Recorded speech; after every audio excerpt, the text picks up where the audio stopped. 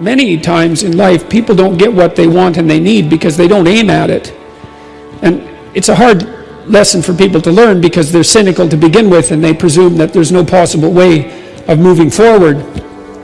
But it's not so unreasonable to assume that you're not going to hit what you don't aim at, or you're not going to hit what you aim at and don't shoot at. And I've seen time and time again that if people do put forward a vision for what they regard as worthy of pursuit, which is something you have to determine in dialogue with yourself. It's like, given the difficult preconditions of existence, is there anything that you could conceive of that you would regard as sufficiently worthwhile so that you would be motivated to pursue it?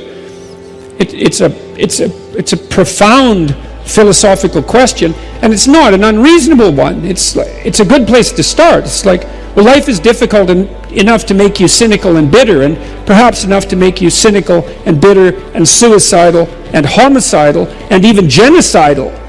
And it's not surprising in some sense. And then the question is, well, is there something that you can pursue that allows that to be acceptable or perhaps even desirable, which is something to do that justifies the suffering? And it's hard to say what that would be for each of you. It's something that you can discover. This is partly why Nietzsche was wrong. Nietzsche thought that after God had died, that human beings would have to invent their own values. But the psychoanalysts, I would say Jung foremost among them, put forward a very powerful counterclaim, which was that, well, you can't invent values. They're already built into you. You have to discover them. And I think that's true for each person. It's like, well, what would justify you in the abandonment of your resentment and hostility? What would be a sufficiently adventurous goal? And this is part of the problem with the collectivist viewpoint, I believe. I was thinking about that today too. You know, I learned as a psychotherapist not to solve my clients' problems for them. You're a bad therapist if you offer advice. I mean, you do sometimes, because there are situations that are relatively trivial that just need to be strategized through. But fundamentally, what you want to do, if you're careful, as a friend or a family member or as a psychotherapist, is to help the person discover their own pathway forward, right? And that's going to be a difficult pathway, because it means that they're going to have to accept the burden of their life. And then they're going to have to come up with their own solutions to what would justify that burden. And if they come up with their own solutions, then often they find one that at least in part justifies the burden. And the problem with the collectivist perspective, especially the one that portrays you as a victim, is that it's always up to someone else to solve your problems. It's not like you don't have the problems. You know, the idea that in some sense you're an eternal victim, well, there's a truth in that, given that nature is conspiring to destroy you and will be successful in the end, that you're undermined by your own society at the same time you're buttressed by it, and that you're a target of your own malevolence and that of others. I mean, so there's a triad of tragic and malevolent forces that are aimed directly at your heart, and that's always the case. But to not take responsibility for that and to attribute that to a cosmic injustice or a sociological injustice in some sense that's aimed particularly at you, that's somehow the fault of others, is to miss the great adventure of your life.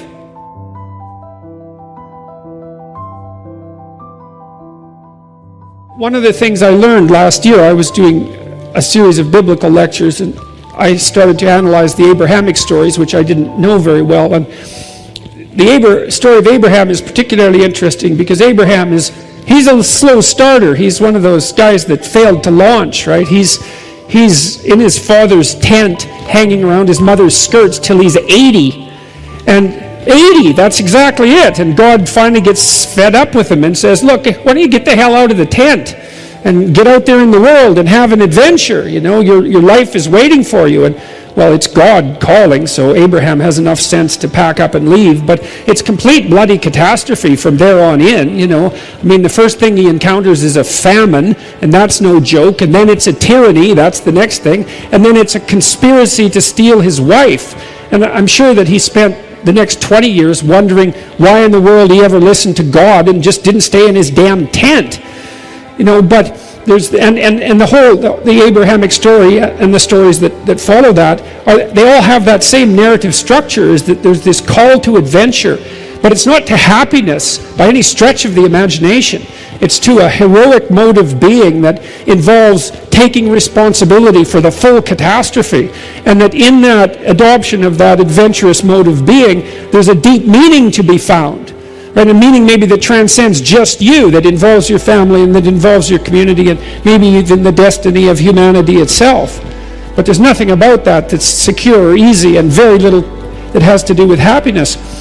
The idea that your problems should be solved for you, let's say, and that it's unfair that you have them, well, it's attractive in that there's nothing for you to do except complain. But it's horrifying in that there's nothing for you to do except complain. The difficulty is actually, the funny thing is the difficulty is actually the destiny. And it is insanely difficult, but maybe you're insanely up to the task. And I would also say, there is evidence for this, in the clinical literature. We know that one of the main strategies that you can use to help people cure themselves is for them to grapple with what they're terrified by. Grapple with what they're terrified so badly that they're avoiding. And to learn to confront it in pieces, in stages, in manageable stages. Not too much, because you can hurt yourself, but not too little, because then it's pointless. And it works. It makes people not less vulnerable, but more courageous and stronger, which is better than being less vulnerable, because good luck with that. That's not happening. But you can be more courageous and you can be stronger. And if you take on the burden of confronting the catastrophe of your existence, then that happens. And it actually works. And that's part of what everyone is called upon to discover in their life, and partly what religious stories try to remind people of, in some sense, to wake them up, say, you're more than you think you are. And this is another thing I realized on this tour, actually. I hadn't conceptualized this properly before. There's this old idea that the hero rescues his father from the abyss, or from the belly of a great monster, the dead father. You see that reflected in stories like Pinocchio in the Disney movie, because the puppet rescues Geppetto from the belly of a whale, the most terrifying possible place, at the bottom of the lowest possible abyss. And what that means is this, is that if you stare, and this is the answer to the Nietzschean dilemma. Nietzsche said, beware of staring. If you look long into an abyss, then the abyss looks into you. Well, if you look long enough into an abyss, then you discover something at the bottom of it, and what you discover at the bottom of it is your dead father. And what that means is that if you look at what terrifies you forthrightly enough, then you discover the spirit of your ancestors that you could become. And that won't be called out of you without that courageous confrontation, because nothing is called out of you without it being demanded. It's the same as working out in a gym. You lift heavy weights, not so heavy that they hurt you, but heavy enough so that they're slightly beyond your capacity to grasp. Nothing is compelled out of you without necessity. And so then you ask, well, what if you subject yourself to the highest possible level of necessity? Maybe then the possibility is that the best there is called forth out of you. And that's a union with all the great, that's the union with what's greatest about humanity in the past, because that's in you. But it's not going to come out without compulsion, and the compulsion that you set upon yourself. And so that's the antidote to the collectivist viewpoint. It's like, it's your problem, and thank God for that. Because you need a problem to justify your miserable existence. And it has to be a problem of sufficient magnitude so that you can look yourself in the mirror when you wake up in the morning, and you can think, well, despite my inadequacy and all the things about me that are insufficient, at least I'm bearing up under this worthwhile load. And that's a start. So, Thank you.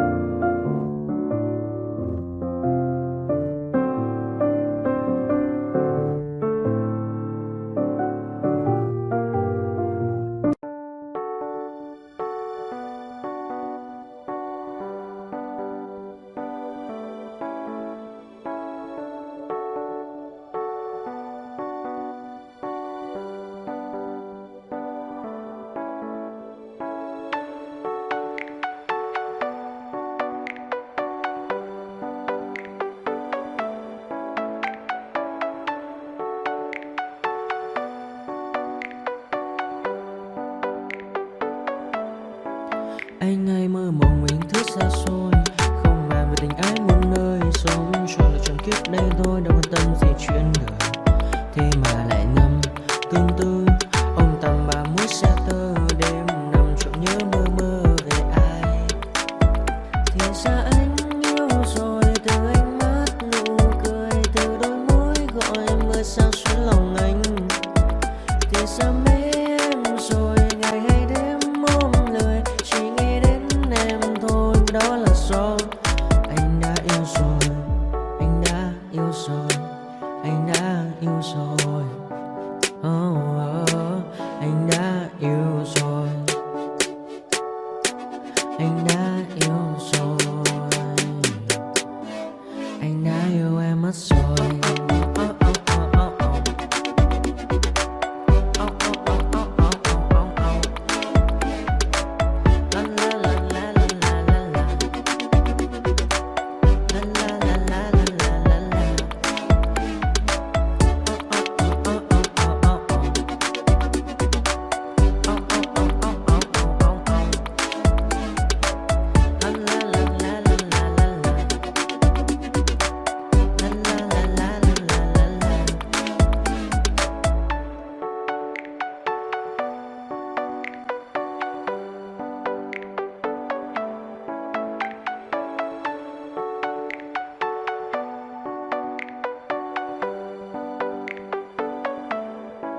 Anh hay mơ mộng mình thứ xa xôi, không màng về tình ái muôn nơi, sống cho là trọn kiếp đây thôi, đâu quan tâm gì chuyện đời.